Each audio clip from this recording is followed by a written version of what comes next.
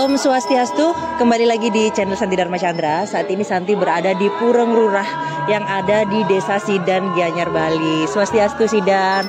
Terima kasih buat masyarakat Sidan dan masyarakat Gianyar yang sudah menjadi tempat belajar Santi di sini. Jadi nanti Santi mau diskusi dan untuk penguatan bagaimana kita menjalani hidup dan tentang odalan yang ada di Pureng Rurah ini kita nanti sharing di channel Santi Dharma Chandra.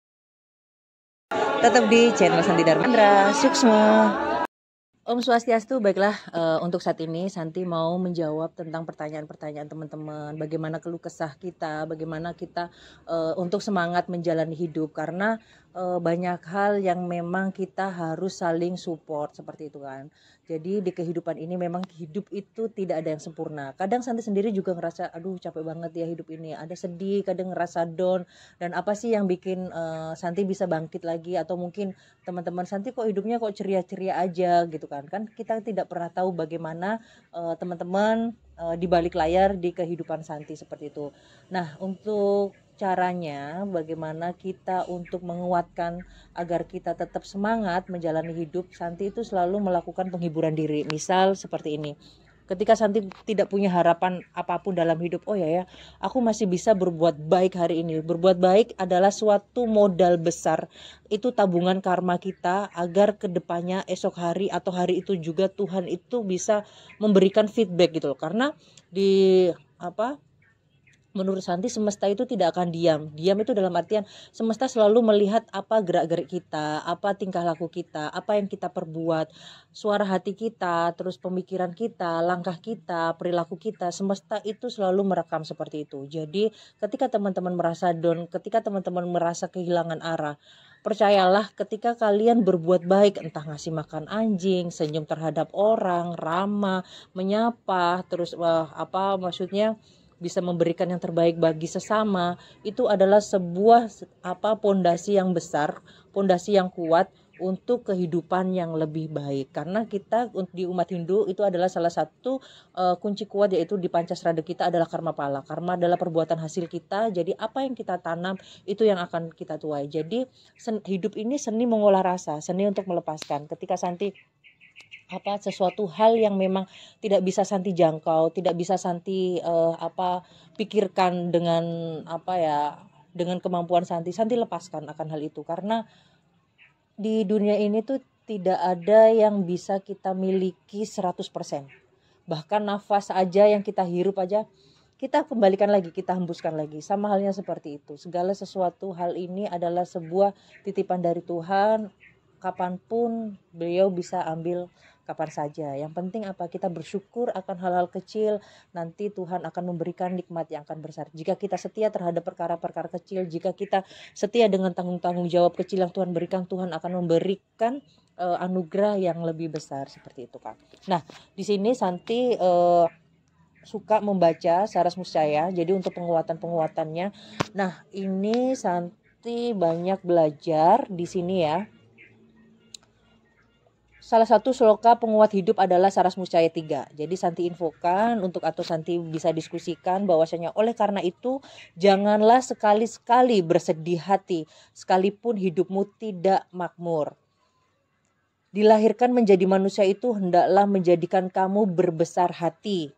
Sebab amat sukar untuk dilahirkan menjadi manusia meskipun kelahiran hina sekalipun. Jadi salah satu yang Santi syukuri ketika Santi lahir ke dunia ini adalah menjadi manusia. Karena dengan manusia kita bisa berbuat baik, dengan kita berwujud manusia ini yang Tuhan berikan kepada kita, kita bisa menjalani hidup dengan berjuang di jalan dharma seperti itu kan, mencari karma baik, berbuat baik, terus bisa merasakan nikmat karunia. Meskipun kita juga kadang ngerasa capek, sedih, dan itu kita langsung balik ingat ingat sloka Saras Muscaya 3 nih, berarti aku harus tetap bersyukur untuk menjadi manusia dan meyakini bahwasanya segala sesuatu di dunia ini tidak ada yang abadi. Ketika kita sedih, yakinlah besok kita akan bisa bahagia asalkan kita konsisten tetap berdoa.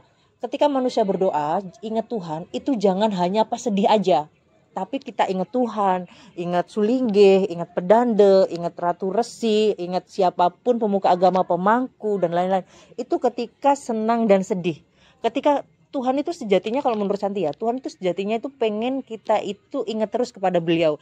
Jadi kalau buat teman-teman ingat Tuhan hanya karena sedih doang, pasti akan diberikan sedih terus gitu loh.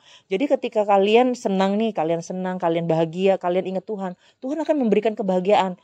Oh ini pas waktu dikasih bahagia, dikasih rezeki aja ingat sama Tuhan, berarti Tuhan akan memberikan rezeki kebahagiaan itu. Jangan ingat Tuhan itu pas waktu sedih aja. Jadi pas waktu kita lagi down, lagi seneng, lagi apapun itu, segala sesuatu, sembahyang itu nggak hanya pas sedih aja, tapi setiap hari, everyday, bangun tidur mengucapkan grateful, bersyukur bahwasanya diberikan kesehatan, masih bisa bernafas, hari ini aku bisa berbuat baik, semoga besok bisa mendapatkan hal yang baik, terus mempersiapkan masa depan dengan cara berbuat baik, terus habis itu tetap mengandalkan Tuhan untuk selalu beribadah, sembahyang, mengandalkan leluhur untuk selalu ingat, terus selalu semangat untuk belajar, semangat untuk bekerja. Ketika kita capek lelah, udah, kalau Santi ya capek lelah, istirahat 1 jam 2 jam, nangis, setelah itu nyalain dupa, mengheningkan sejenak. Tuhan, Santi sudah bekerja sebaik mungkin untuk hari ini. Santi sudah bekerja keras hari ini sebaik mungkin. Santi sudah berusaha berbuat baik. Untuk apapun hasilnya, Santi akan serahkan kepadamu. Itu kayak Santi memberikan report atau laporan kepada Tuhan, seperti itu kan. Sebenarnya Tuhan juga Maha tahu bahwasanya kita melakukan apa aja sih, tapi Tuhan ingin melihat kesetiaan kita. Terus Tuhan ingin melihat bagaimana kegigihan kita, bagaimana kesetiaan kita kepada Beliau. Jadi buat teman-teman nih, ketika mengalami down atau mengalami putus asa seperti itu, nggak perlu berlarut-larut, karena segala sesuatu di dunia ini tidak ada yang abadi, termasuk rasa, seperti itu. Nah, ini ada juga dari kutipan sloka, yaitu untuk Saras Mucaya sloka 2, di antara semua makhluk hidup hanya yang dilakukan menjadi manusia sajalah yang dapat melaksanakan perbuatan baik ataupun perbuatan buruk. Leburlah ke dalam perbuatan baik, segala perbuatan buruk itu. Demikian guna pahalanya menjadi manusia. Jadi segala sesuatu hal bisa kita lebur dengan kebaikan, bahwa segala sesuatu hal kita bisa tata dengan hal-hal baik, seperti itu kan. Misal nggak enak jadi orang baik itu diremehin, nggak enak jadi orang baik itu nanti direndahin atau apa. Itu ketika kita berbuat baik sama manusia atau siapapun, jangan berharap manusia itu akan memberikan feedback kepada kita. Ketika kita baik sama orang si A nih, kalau A-nya baik sama kita, ya udah kita syukurin. Tapi ketika dia nggak baik, ya udah, nanti Tuhan juga pasti akan membalas kebaikan kita, mungkin lewat orang B, lewat orang C. Jadi seperti itu kan. Jadi apapun yang kita lakukan itu harus ikhlas, harus semangat, harus tulus lah. Jadi apapun hasilnya kita pasrahkan kepada Tuhan. Orang tulus, orang ikhlas, orang baik, orang jujur, rezekinya itu tidak akan terputus. Meskipun itu tidak membuat kaya raya banget gitu kan, tapi rezeki itu pasti ada aja. Tuhan dan leluhur itu selalu akan mencukupi, akan selalu sayang kepada cucu-cucunya yang memang baik, manis, seperti itu kan, yang memberikan semangat kepada sesama, seperti itu. Di sini juga Santi tuh selalu senang membaca sloka-sloka ya, meskipun ya sambil baca-baca gini lah, kadang Santi tulis-tulis gitu kan, karena Santi juga banyak banget sih, kenapa sih Kak Santi aku tuh masih kayak gini, kenapa sih Kak Santi aku masih kayak gitu kan. Jadi Santi ingin memberikan semangat kepada teman-teman juga, bahwasanya di channel Santi Dharma Chandra ini kita saling menguatkan. Dan di sini adalah untuk yang di Saras Mucaya 4 adalah menjadi manusia adalah sungguh-sungguh utama. Sebab demikian karena ia dapat menolong dirinya dari keadaan sengsara, lahir dan mati berulang dengan jalan berbuat baik, demikianlah keuntungan dapat menjelma menjadi manusia. Nah, itu adalah salah satu kita bisa menolong diri kita sendiri, atman kita adalah menjadi manusia. Apapun itu kita harus bersyukur, ya kan. Misalkan bersyukur terus capek, ya memang seperti itu. Kita harus seperti itu. Kita diberikan apapun, ya kita jadi manusia itu harus tahu diri lah. Tahu diri itu dalam artian ya sudah diberikan kesehatan, nanti jangan terlalu mengeluh ini, dibilang nih, hidup itu kita nggak bisa request gitu, nggak bisa sesuai dengan kemauan kita, tapi sesuai dengan karma kita, sesuai dengan tanggung jawab kita. Ya udah, jalannya seperti itu, ya udah kita jalani seperti itu. Makanya kadang berpikir pas waktu di Bali, kenapa ya Santi di Bali, kenapa ya Santi bisa bekerja di lingkungan para pedande, para sulinggi, para pemangku. Santi tinggal di Gria, pasti Tuhan akan mempersiapkan masa depan Santi untuk yang lebih baik, karena Santi bisa belajar di sini di Gria, Santi bisa bekerja pun Santi bekerjanya juga di Gria. 24 jam hidup Santi itu di Gria. Jadi seperti itu. Jadi Santi nggak pernah tahu besok masa depannya Santi gimana. Santi nggak pernah tahu esok juga Santi seperti apa. Yang penting Santi di sini mau berbuat baik, Santi enjoy menjalani, ikhlas, dan Santi percaya bahwasanya Santi lagi di training Tuhan, Santi lagi di training leluhur Santi. Oh ya, kamu sekarang tinggal di Gria nih. Oh ya, kamu sekarang kerja di Gria nih. Suatu saat kamu akan dipersiapkan untuk menjadi ini. Dan itu jadi apa Santi tidak tahu, karena Santi yang penting Santi semangat, Santi ikhlas, Santi tulus, dan Santi selalu berterima kasih kepada Ratu Perdana Istri, terus siapapun keluarga beliau yang memang sudah Santi anggap keluarga di sini. Nah, di sini juga Santi akan ini ya, Santi sambil baca bagaimana menumbuhkan kesadaran sebagai manusia. Nah, di zaman ini kesadaran manusia itu sangat penting sekali, karena itu adalah sebuah kunci kita bagaimana kita menjalani hidup, yaitu dengan kesadaran, dengan menyadari apa sih kita dilahirkan di dunia ini, kenapa sih kita jadi manusia, apa sih tugas kita, atau apa sih sebenarnya tujuan hidup kita itu. Nah, kondisi ini sangat menguji rasa kemanusiaan kita, sehingga manusia diciptakan Ida Sang Hyang Widi Wasa, dan Hindu mengajarkan Tatwam Asi, bahwa antara aku dan engkau adalah sama.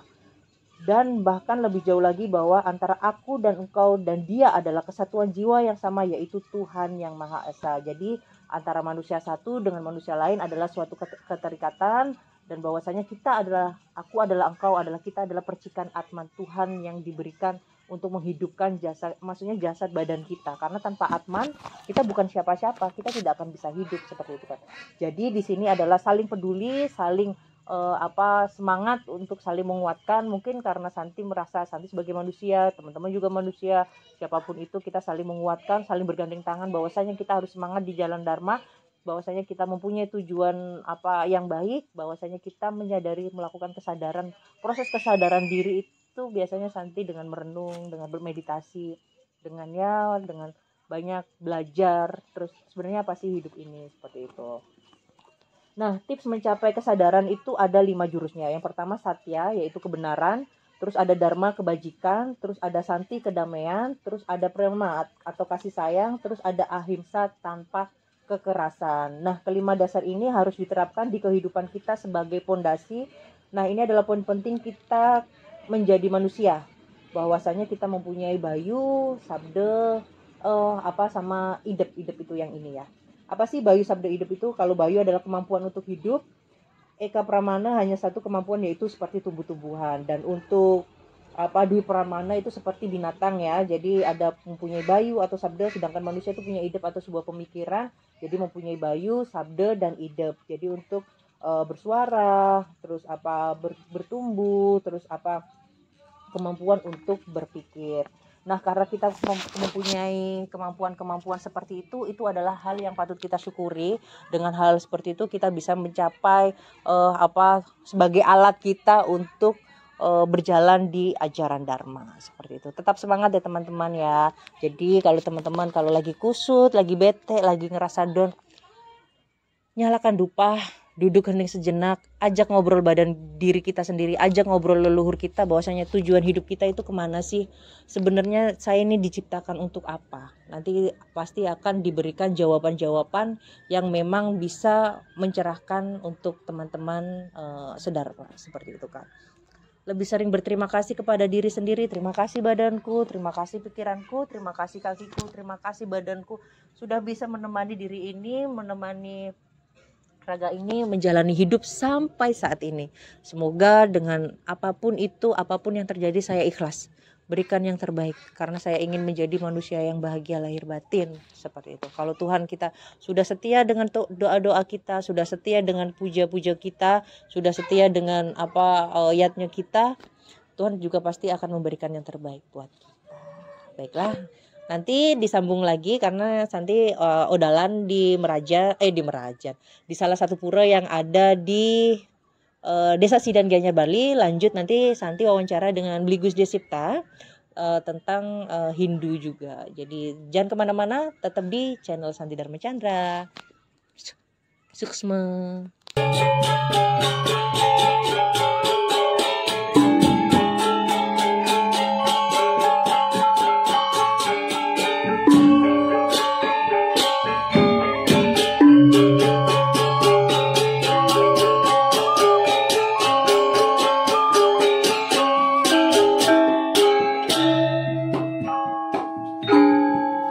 Om Swastiastu.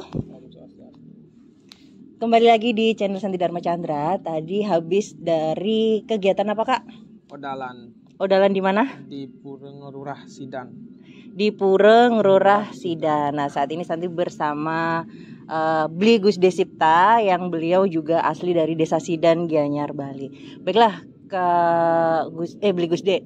Jadi kan Santi mau tanya tuh, tadi kan ikutan untuk acara odalan. Kira-kira itu untuk odalan di Desa Sidan itu berapa bulan sekali sih kalau gitu? Jadi untuk odalan itu jatuhnya setiap 6 bulan sekali. Itu berdasarkan uku. Iya. Jatuhnya setiap 6 bulan sekali. Kemudian di setiap pura juga adanya odalan yang berbeda-beda. Iya. Odalan berbeda-beda itu maksudnya yang nentuin itu biasanya gimana? Berarti 6 bulan sekali, setahun 2 kali dong? Iya. Artinya yang berbeda itu dari segi tingkatan upacaranya. Ada yang namanya Piodalan Agung, ada yang namanya Piodalan Alit. Setiap 6 bulan sekali disilih berganti, artinya saling 6 bulan sekali itu. Terus habis itu biasanya yang memang datang di situ masyarakat Sidan sendiri atau memang ada dari luar, Kak? Biasanya terkhususnya kan karena berada di wewidangan atau daerah Sidan, terutamanya pasti yang datang itu orang-orang dari Sidan. Terlebih lagi ada mungkin orang-orang yang dari Sidan mungkin menetap atau tinggal di luar daerah. Oh, jadi mungkin di luar desa Sidan atau di luar Gianyar, terus memang karena ada odalan untuk menyempatkan diri pulang sembahyang. Itu namanya apa, Kak? Nangkil apa ya? Nangkil ya. Baiklah. Santi mau tanya karena Bli Gus Desipta kemarin sempat ceritain tentang barong atau rangde. Santi kurang begitu mengerti sih, makanya Santi tanya ke beliau.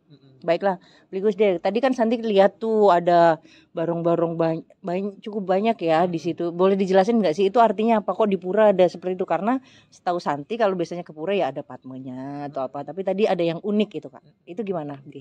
Jadi kenapa di pura itu terdapat barong atau sesuhunan yang biasanya berupa rangde ataupun barong ket atau barong macan dan lain sebagainya. Di sana merupakan konsep pertemuan antara dua binatang, ada yang baik dan ada yang buruk, ada yang jahat, ada yang baik, ada tinggi, ada rendah. Itu merupakan siklus alam di mana keduanya tidak bisa dipungkiri keberadaannya. Kemudian karena masyarakat Indo Bali tidak mampu memahami ide Sang Hyang Widiwasa dalam berupa acintya yang tidak terpikirkan, dibuatkanlah perwujudan beliau melalui dua energi alam yang disebut dengan dua bineda. Ada baik, ada buruk. Oh, seperti itu. Jadi barong itu di mana barong sendiri melambangkan dharma atau kebaikan dan rangde melambangkan adharma. Tapi rangdenya ditaruh di pura juga ya? Iya. Artinya gini, semua yang namanya baik dan buruk tidak lain adalah siklus dari ciptaan Tuhan sendiri. Oh, seperti itu. Jadi saling melengkapi ya. Jadi nggak ada yang abadi lah di dunia ini. Ada sedih, ada senang, terus ada tangis, ada tawa. Jadi buat teman-teman juga, jadi nggak perlu resah, nggak perlu galau karena segala sesuatu hal itu pasti akan ada silih berganti. Benar nggak sih, Kak? Bli Gus De? Baiklah, Bli. Tapi tadi itu yang di pura itu ada siapa saja beliau? Barongnya. Dari barongnya itu ada barong petapakan berupa atau berwujud barong macan yang diberi gelar Ratu Mas. Kemudian ada yang berwujud rangde putih, berambut putih bergelar Ratu Ayu. Ya, kemudian ada yang berawi atau babi, itu merupakan rencangan dari Dewi Durga Oh, yang Dewi Durga. berambut rangde, Heeh. yang rambut hitam itu disebut Bhairawi, Oh. yang disebut Ratu Bhairawi. Oh, seperti Kemudian itu. yang terakhir ada paksi atau burung. Mm-mm. Itu merupakan wahana terus dari Dewa Wisnu gitu.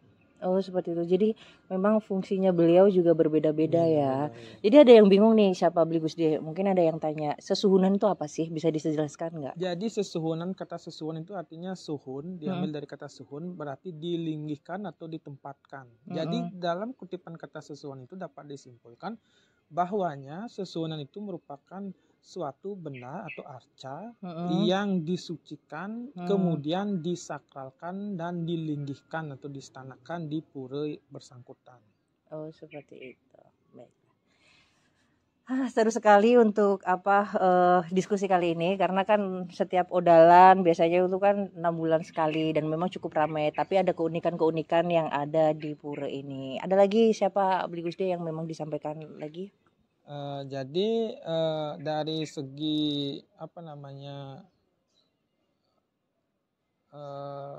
Odalan tadi dapat disimpulkan bahwasanya umat Hindu di Bali merupakan umat Hindu yang beraneka ragam. Artinya Gimana itu? di setiap daerah mempunyai tradisi atau kebiasaan yang berbeda-beda. Oh, emang gitu ya? Nggak ada maksudnya dari desa Sidan sama desa lain, atau mungkin yang di Singaraja, di Buleleng, atau di Jimbaran itu beda-beda. Itu kenapa itu ya? Nah, tergantung dari setiap desa yang terkait. Seperti di Sidan ada sebuah keunikan yang disebut dengan angklung Sidan, di mana setahu saya ya itu terkenal loh. Terkenal. Iya, itu angklung Sidan. Kenapa itu? Jadi angklung Sidan ini merupakan angklung yang ada sejak zaman dahulu dan merupakan due atau benda yang ditemukan. Angklung ini ditemukan di Pura Bukit Camplung. Mana itu? Yang ini. Bukit Camplung ini ya? Oh iya. Kemudian benda itu disakralkan angklung itu sebagai pengiring orang meninggal.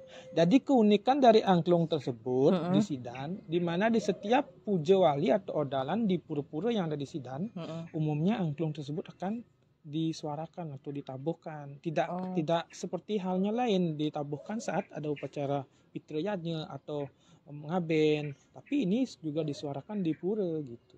Berarti ada proses belajarnya kayak sanggar nggak sih kayak gitu? Lebih ke seke. Seke itu apa? Artinya perkumpulan orang menggambal gitu. Untuk sanggar tidak ada, untuk angklung sendiri tidak ada. Terus latihannya jadwalnya ada? Untuk angklung Sidan sendiri biasanya itu sudah dari turun temurun. Tidak, artinya hilang satu, pemerannya digantikan oleh yang satu lagi gitu. Oh gitu. Tapi ada latihannya dong? Untuk latihan sih menurut saya nggak pernah. Masa? Tapi kok bisa menampilkan yang kayak spektakuler gitu kali ya? Itulah keunikan dari angklung Sidan, dan angklung ini banyak orang-orang dari luar Bali, bahkan orang-orang yang dekat sini mengetahui akan keunikan angklung Sidan. Jadi ada beberapa kisah seseorang yang tangkil ke Pura Bukit Camplung untuk menunas wangsuhan. Artinya wangsuhan itu air suci dari angklung tersebut. Kemudian gitu. Diberikan kepada orang sakit, ada orang yang tuli, orang tidak bisa bicara, itu bisa bicara jadinya. Oh gitu. Ya udah, nanti Santi mau ikut Beli Gusde kalau diajak nonton angklung Sidan ya. Oke, terima kasih ya Kak Beli Gusde. Baiklah, terima kasih. Nanti karena Santi udah minta sama beliau, jadi per episode misal diajarin, mungkin karena Beli Gusde-nya udah lahir dari Hindu ya, jadi mulai dari tata cara sembahyang atau apa, itu hal yang biasa Beli. Tapi kalau buat Santi yang baru masih excited banget. Mungkin banyak teman-teman juga pengen tahu tata cara sembahyang next di episode selanjutnya atau apapun. Ada calon arang juga. Santi juga sekarang lagi belajar apa sih arti calon arang gitu kan. Oke. Kira-kira nanti bisa disounding untuk acara calon arangnya gimana itu? Yang di mana? Di Pura Dalam Serunggu. Serunggu itu Gianyar ya? Iya. Di mana itu? Sidan? Bukan, di Gianyar Kota ke selatan. Oh, seperti itu. Jam berapa startnya? Jam 9 malam.